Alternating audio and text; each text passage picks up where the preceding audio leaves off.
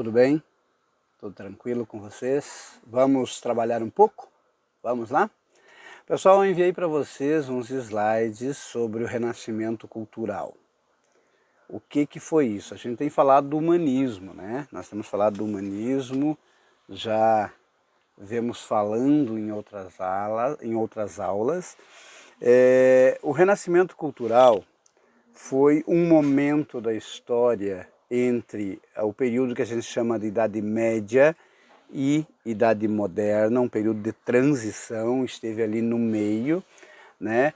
E ele foi um conjunto, o Renascimento foi um conjunto de manifestações artísticas, de manifestações filosóficas e científicas, então, que ocorreram nesse período de transição entre a Idade Média e a Idade Moderna. Foi uma época de muitas transformações. Imaginem grandes transformações da humanidade como nós temos hoje, com uma velocidade muito grande na era da informática. Imaginem isso há 500, 600 anos atrás, com muitas ideias na cabeça das pessoas. Foi um período de economia mercantil, lembrem que mercantil vai da ideia de mercado, mercantil tem a ver com comércio, quer dizer, o comércio que não existia no período feudal, na Idade Média, vai nascer e vai se fortalecer nessa época. Foi um período em que as cidades cresceram, né? Lembrem que no período feudal as cidades diminuíram, né, de tamanho, o pessoal foi para a zona rural, foi morar no feudo, agora é o caminho inverso, as cidades crescem, a burguesia sai fortalecida, sai com muita força nessa época, e aí nasce esse movimento cultural, né, esse movimento que a gente vai chamar de intelectual, que é, no caso, relacionado ao humanismo. Bom, vai nascer aonde? Vai nascer na Itália, né? A Itália possuía cidades muito ricas, como Gênova, Veneza, Florença, Milão e a própria Roma, né? E eles têm uma forte presença, os italianos, né? Por quê? Porque a Roma, que vai ser a Itália depois, foi a capital do Império Romano durante um longo período e depois vai ser a capital do Império Romano do lado de cá, do Ocidente, né? Nessa época havia o tal do mecenato. O que era mecenato? Famílias muito ricas e muito poderosas financiavam artistas, financiavam intelectuais, né? Para quê? Para se projetarem socialmente, para serem bem vistos, né? E também uma coisa que contribuiu muito para o Renascimento foi a questão dos sábios bizantinos. Quando houve o racha do Império Romano, um lado ficou em Roma, o lado ocidental, a capital ficou em Roma. O outro lado ficou em Constantinopla. Constantinopla, no ano de 1453, vai ser invadida pelos turcos, que vai fazer a mudança, né, das idades ali. Vai ser invadida pelos turcos e os grandes sábios, né, dessa época fugiram todos para a Itália. Fugiram todos para Roma e levaram com eles o conhecimento deles e muita questão da cultura da Grécia Antiga. A burguesia estava aliada aos humanistas, né, e a burguesia divulgava então os valores humanistas. Não houve grande influência do mundo rural e se vivia um período de cultura laica. Sempre que vocês ouvirem o termo laico, é que não está centrado ou atrelado a nenhuma religião. A gente ouve até hoje que o Brasil é um estado laico, ou seja, o Brasil não possui uma religião oficial, como é o caso do Irã, por exemplo, que tem uma religião oficial. Então lá se diz que é uma teocracia. Na Idade Média, né, se vivia uma cultura laica, uma cultura que não estava ligada ou centrada em nenhuma religião, né? Seria uma cultura que se chama racional e científica. Racional da razão, da inteligência, e científico vem da ciência, né? O Renascimento teve algumas características bem importantes, né, que nós vamos chamar. Alguma coisa a gente já conversou quando nós falamos do humanismo, mas uma delas é o racionalismo, né?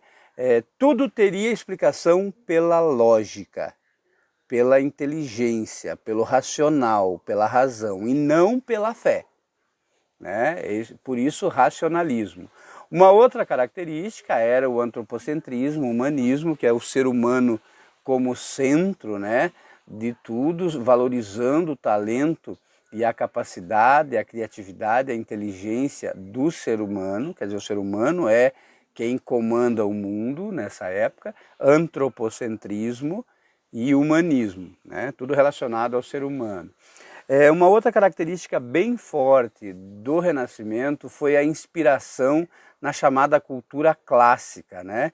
Se buscou, principalmente na Grécia Antiga e também na Roma Antiga, toda a inspiração, né? Grandes filósofos foram estudados, né? Estudados nesse período. Sócrates, Aristóteles, Platão, né? Grandes filósofos da Grécia Antiga.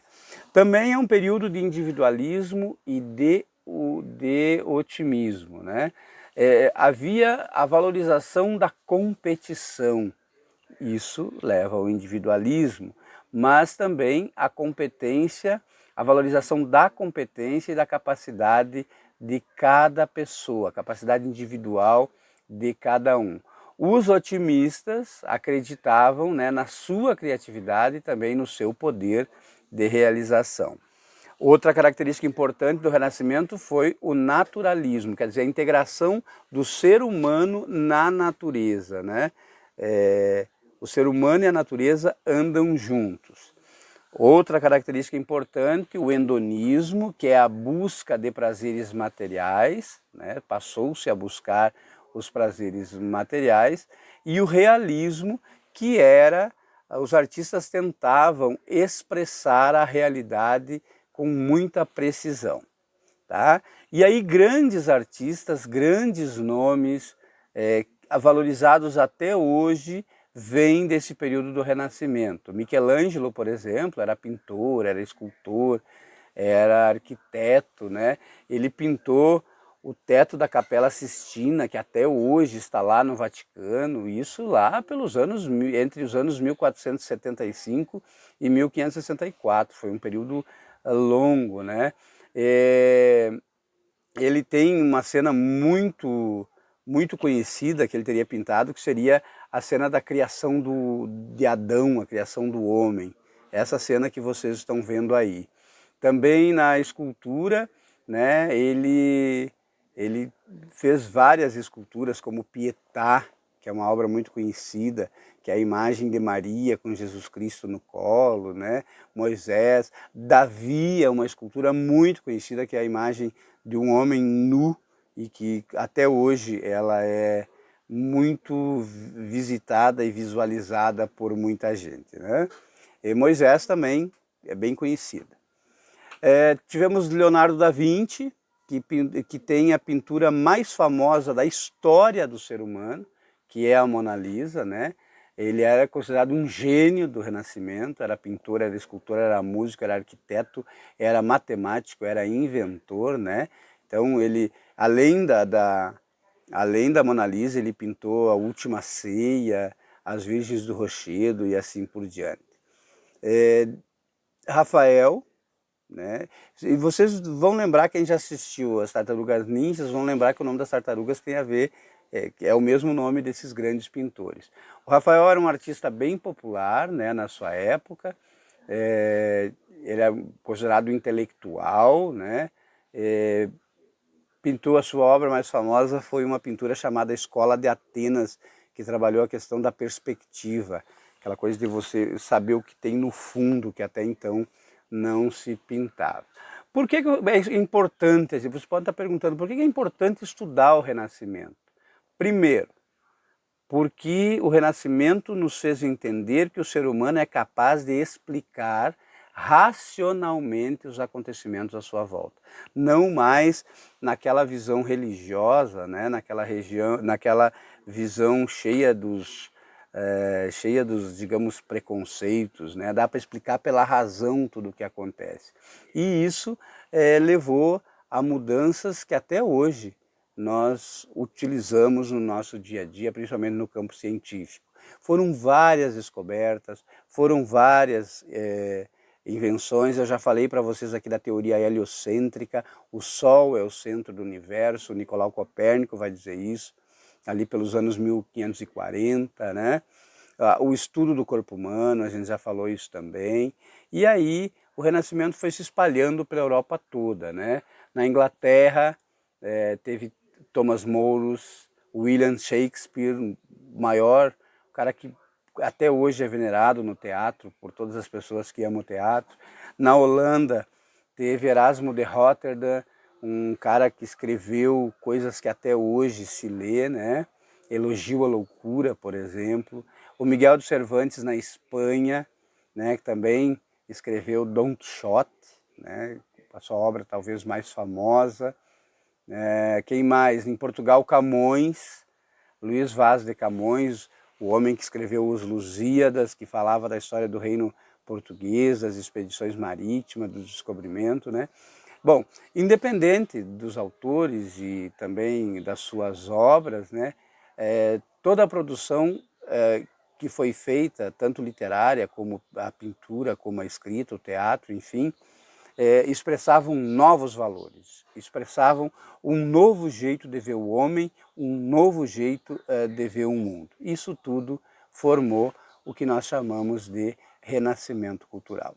O último slide que eu mandei para vocês tem um paralelo, tem um quadro, né, que tem como que o povo, como que era visto, qual era a visão do mundo no período da Idade Média e qual era a visão do mundo no período renascentista. Eu espero que eu tenha ajudado vocês a entender um pouco mais desse período tão importante para a história da humanidade.